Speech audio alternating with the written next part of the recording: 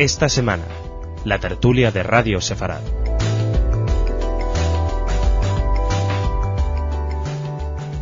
Bienvenidos un fin de semana más a nuestra tertulia de actualidad política en los estudios de Radio Sefarad. Hoy nos visita Isaac Kerup. Bienvenido de nuevo, Isaac. Muchas gracias, Alex.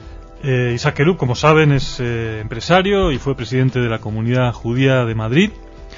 Y también está con nosotros Masha Gabriel, un placer. Igualmente. Y los temas de la semana son muchos.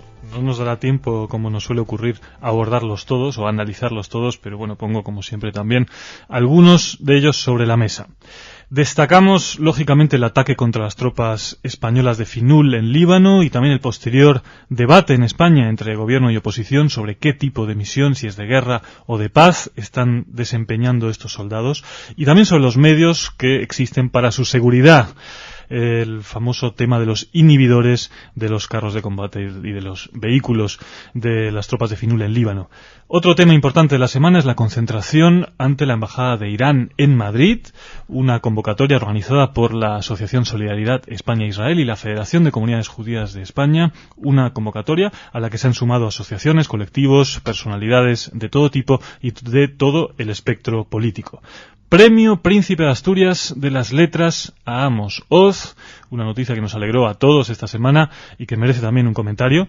Y también tenemos mucha información y noticias sobre Tony Blair, ya ex primer ministro británico, que es designado enviado especial del cuarteto de la ONU, Unión Europea, Rusia y Estados Unidos para Oriente Próximo. Y si os parece, seguimos en este orden. Masha, Isaac, comenzamos con Líbano. Si queréis hablamos primero del propio acontecimiento, del hecho del atentado.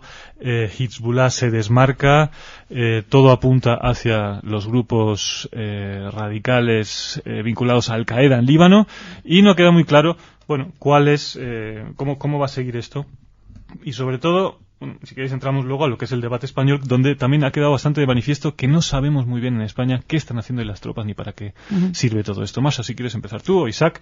A mí lo que más me ha llamado la atención de lo del atentado de Líbano, más allá de la pérdida de las vidas humanas, evidentemente, es la actitud de Hezbollah. Si recordáis, nosotros dábamos en las noticias, además lo dábamos como una noticia rocambolesca, hicimos hincapié, no se hizo hincapié en general en la prensa, en España en todo caso, que Hezbollah decía a las tropas de la ONU, a las tropas de la Finul, que los podían proteger frente a las amenazas de algunos grupos terroristas. Nosotros hacíamos cierta burla de este comentario, pero los acontecimientos demuestran que es la mafia más absoluta, perfecta, esta cosa tan de Chicago de años 20 o de Estados Unidos que estamos acostumbrados. Como yo te protejo, si no quieres que te protejo, exacto, te mato. Algo así. A lo mejor te va a matar alguien si yo no te protejo. Prácticas mafiosas y el padrino.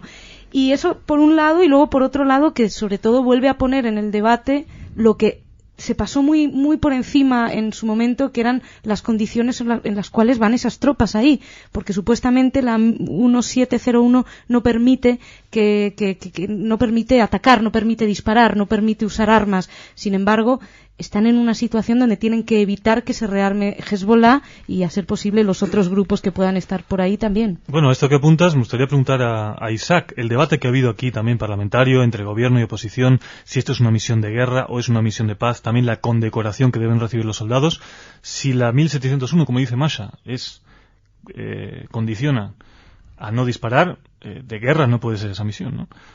Bueno, en primer lugar, nuestro más sincero homenaje a los soldados caídos. Yo creo que es importante que la Finul esté allí, es importante que ande por la frontera, y yo creo realmente que la idea de la Finul es una idea de mantener la tranquilidad en las fronteras. Lo que pasa, y lo sabemos bien claramente, nosotros los judíos lo sabemos desde hace mucho tiempo. Es decir, hay una serie de señores de la guerra en la región que no quieren bajo ningún concepto que se pueda pacificar esa región, y que están destinados y que harán todo lo posible y cuanto esté en sus manos por fomentar la inestabilidad.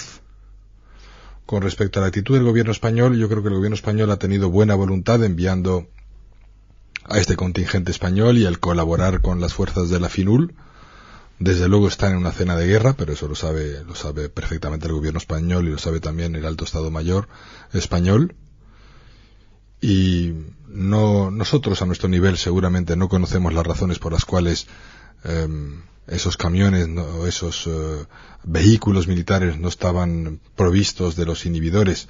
Pues yo creo que eso realmente, lo importante es que han muerto 6 soldados del ejército español, que el gobierno español debe seguir participando en la FINUL y que el debate debe ir y debería ir por otra parte y no que nos escondan lo auténtico del conflicto. Pero no, es una cuestión semántica para ti nada más lo de la guerra o no guerra, oculta un verdadero debate más de fondo. Mucho más. ¿Qué sería? Sin duda alguna. ¿Qué sería? Es decir, hoy hay un conflicto extremadamente importante y hay unas fuerzas y parece que el gobierno español, pero no solo el gobierno español, hay muchas partes, muchos países en el mundo que no quieren reconocer lo que es obvio. Y yo creo que Irán y Siria están allí para fomentar la inestabilidad en este pacto de Múnich que tienen entre ellos. Al final uno se traicionará al otro, pero yo creo que el mundo debe tomar conciencia de lo que ahí está ocurriendo. Imagino que que uno se va a traicionar a otro de alguna manera es lo que están intentando todas las fuerzas internacionales negociar con Siria. Se está intentando desde Israel, aunque lo niegan, lo niegan un día, al día siguiente dicen que sí, luego lo vuelven a negar. Imagino que es una manera también de echar una cortina de humo para Siria tiene sus intereses en el Líbano y ellos siempre han pensado históricamente en la gran Siria. E Irán está pensando en ser la potencia predominante en toda la región y sus enemigos no son fundamentalmente Israel, pero mucho más Turquía u otros. Y yo creo que ahí se está iniciando a lo mejor en estas circunstancias un diálogo que puede ser interesante. Hoy en día da la impresión que israelíes y palestinos están cerca, o están más cercanos por lo menos, y que hay conversaciones que pueden llevar a algo si de verdad las cosas se hacen seriamente. Después yo creo que no deberíamos menospreciar la actitud de Arabia Saudí, que es una potencia sobre todo por los recursos y por la cantidad de dinero que tienen, ¿no? Me gustaría mencionar como comentaba, la concentración ante la Embajada de Irán, una convocatoria de la Federación de Comunidades Judías y la Asociación Solidaridad España-Israel. Esto fue el miércoles a las 7 de la tarde. ¿Qué valoración hacéis de esta concentración? ¿Hay algún cambio en la capacidad de convocatoria por este tipo de causa? ¿Hay más sensibilidad hacia la amenaza que supone Irán? ¿Cómo veis, digamos, tanto el resultado de la manifestación como la repercusión que puede haber tenido en la opinión pública? Ha salido en algunas televisiones y los diarios dieron noticia, casi todos, con excepción del País, la noticia de la manifestación. ¿Cuál es vuestra valoración? Y si esto sirve para algo, aunque sea para nosotros. Yo imagino que de alguna manera para nosotros sirve en el sentido que uno es consciente de que está donde está, de que hay cosas a las que hay que enfrentarse y que uno se puede, esta sensación de que juntos se puede y cada uno por separado a veces pues uno cede ante el desaliento.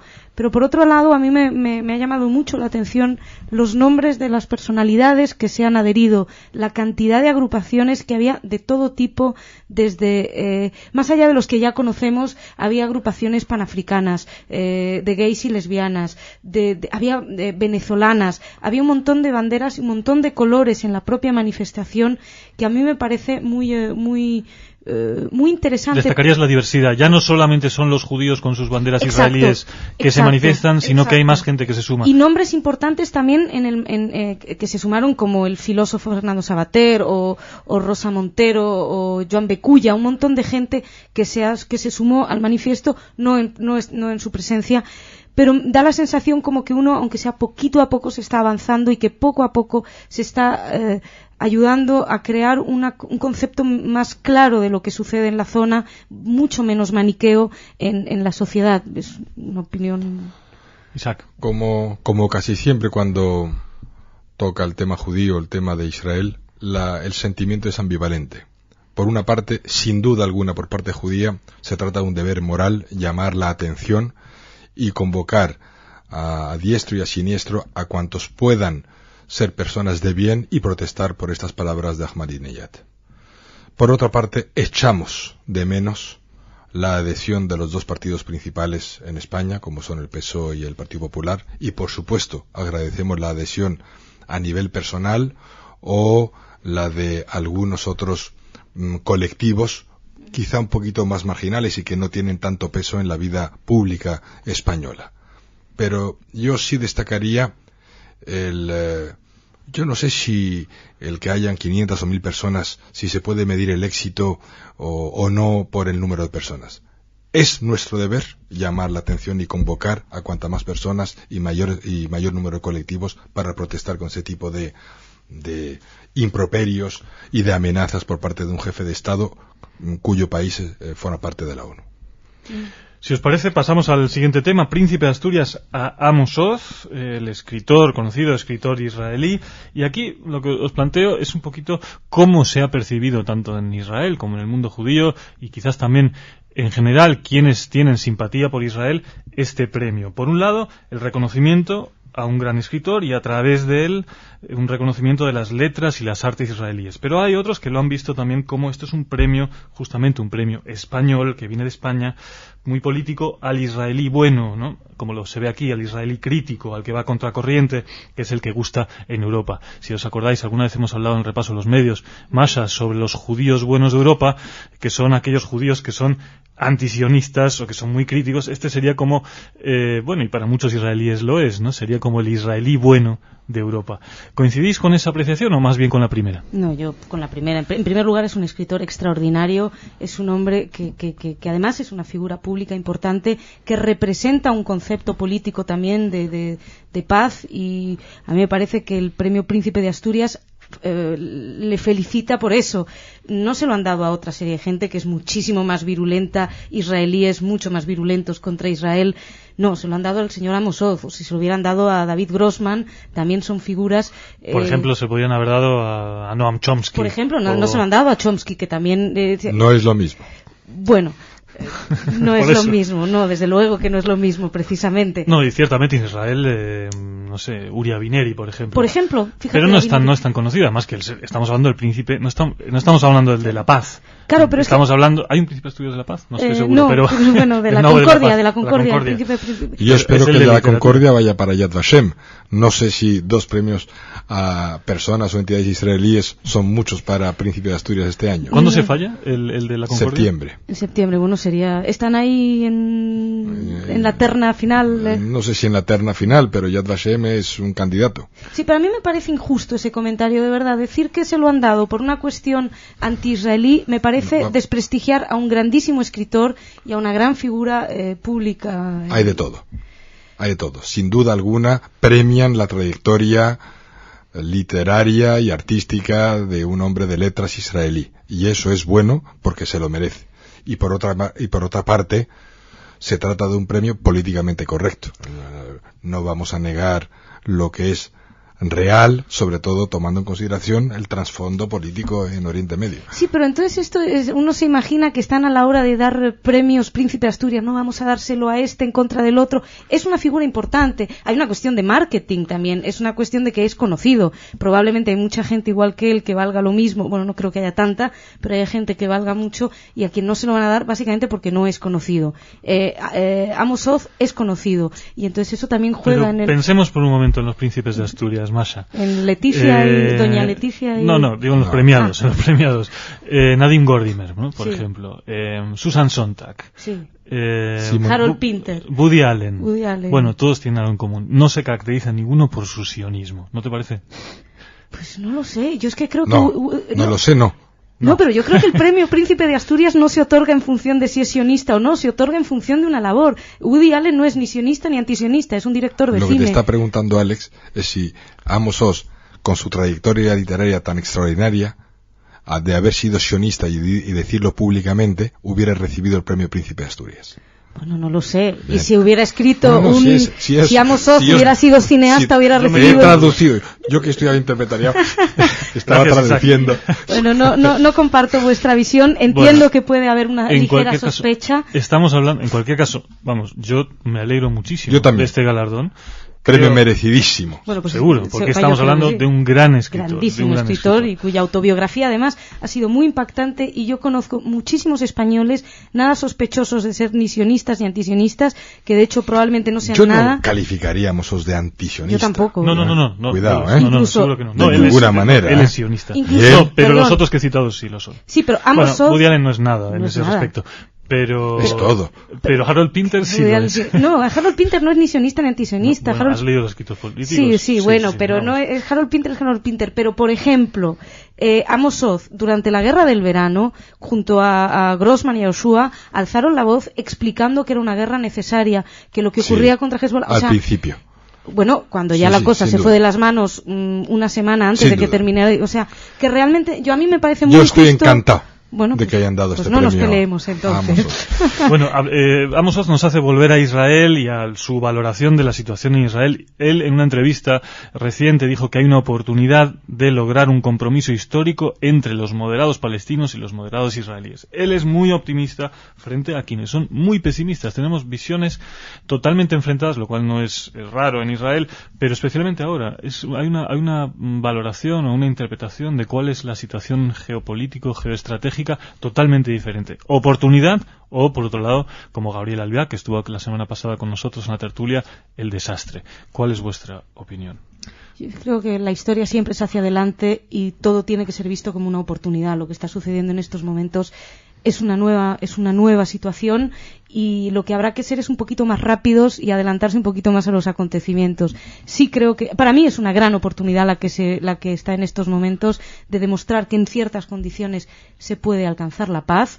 Se alcanzó con Egipto en un momento, se alcanzó con Jordania, me resultaría muy interesante ver... Pero la pregunta, ¿con quién se alcanzaría ahora? Con Cisjordania en esta situación. No, pero sería muy interesante ver cómo reacciona Hamás si realmente en Cisjordania se llega a un acuerdo, obviamente no un Estado inmediato, pero se pudiera llegar a facilitar la vida de los palestinos en Cisjordania. Esto corre como la pólvora, y en ese sentido es contagioso, y sería muy interesante ver mientras tanto qué ocurre con el pueblo palestino en Gaza sin todas esas ventajas que tendrían en Cisjordania, que no me cabe la menor duda que ya se lo están planteando. Yo estoy de acuerdo en que debamos aprovechar, de que Israel deba aprovechar cualquier oportunidad. No tiene otra alternativa que aprovechar la oportunidad. Me pregunto si hasta ahora lo ha hecho. Es decir, y la oportunidad para mí es salirse de Cisjordania. Siempre lo he dicho y me mantengo allí. Esa sería aprovechar la oportunidad. Otros nos preguntarían que cómo decimos eso después de ver lo que está ocurriendo en Gaza. Porque hoy estamos hablando de Hamastán, y qué es lo que sería Cisjordania si un Hamas u otros con el apoyo de Siria y de Irán se hicieran con el poder en Cisjordania. Pero yo creo que Israel debe retirarse de Cisjordania. Absolutamente. Israel no puede dentro de 20 años, 30 años seguir en Cisjordania, porque es ya ni siquiera por una cuestión, veámoslo, humanitaria o lo que sea, sino simplemente una cuestión material. Es imposible para ellos. No nació el Estado de Israel para ocupar el territorio de otros. Total. Eso decía Yeshayahu Leibovitz, a quien dedicamos un programa el otro día. ¿Le darían el premio Príncipe de Asturias? A Leibovitz, sería desde luego que hubiera sido un candidato muy interesante como judío. Era un judío ortodoxo en nada ortodoxo. Exactamente, sí. Sobre todo nada ortodoxo en lo político, ¿no? Absolutamente. Tony Blair, ¿podrá hacer algo como enviado especial? Yo creo que echará de menos Irlanda del Norte. ¿Masha? Pues no lo sé, la verdad. Ha sido muy mal recibido por algunos países árabes dentro de todo esto, que al fin y al cabo cuentan bastante también en los acuerdos. Pero Tony Blair tiene su gracia. Tiene su gracia. En algunos medios destacaban justamente su visibilidad y se preguntaban, ¿alguien conocía quién era el enviado especial del cuarteto hasta ahora? ¿Tú sabes cómo se llamaba? Es que estaba... Isaac, ¿tú? A Tony Blair todo el mundo le conoce. Claro, no. Pero no sé si hasta qué punto... ¿Tú lo sabes, Alex? Lo escuché el otro día, pero ya se me ha olvidado el nombre. Pero Tony Blair sí se le conoce, es visible. Pero yo no y sé es guapo, Tony Blair es... No. No es tu opinión. No sé. No estoy... Era una broma. Pero no sé si eso va a servir para su visibilidad o su belleza para mediar entre palestinos y israelíes, entre árabes y israelíes. Ha mediado en otras ocasiones y por ahora, por lo visto, con relativos buenos resultados, y por qué no creer que puede hacerlo al margen margen de que también hay una cuestión de marketing en todo, y Tony Blair es marketing a la hora también de reavivar los acuerdos. Yo tengo respeto por Tony Blair. No, yo también. Yo tengo respeto. Y yo creo que si él se lo propone y de verdad tiene el apoyo de todos los integrantes del cuarteto, es un hombre que puede ayudar a mejorar la situación. Bueno. Aparte, pensemos que quien calme ese polvorín se va a llevar laureles ad eternum. Sí, entonces, Clinton pensó que se los llevaba con el apretón de manos allí en el jardín de la Casa Blanca, pero no fue así. Le deseamos mucho éxito a Tony Blair en su nuevo trabajo, en su nuevo puesto, y despido la tertulia de hoy agradeciendo mucho a Isaac Querub por haber venido. Gracias, Alex. Y Masha Gabriel. Pues muchas gracias. Gracias a todos ustedes por su atención. Hasta la semana que viene.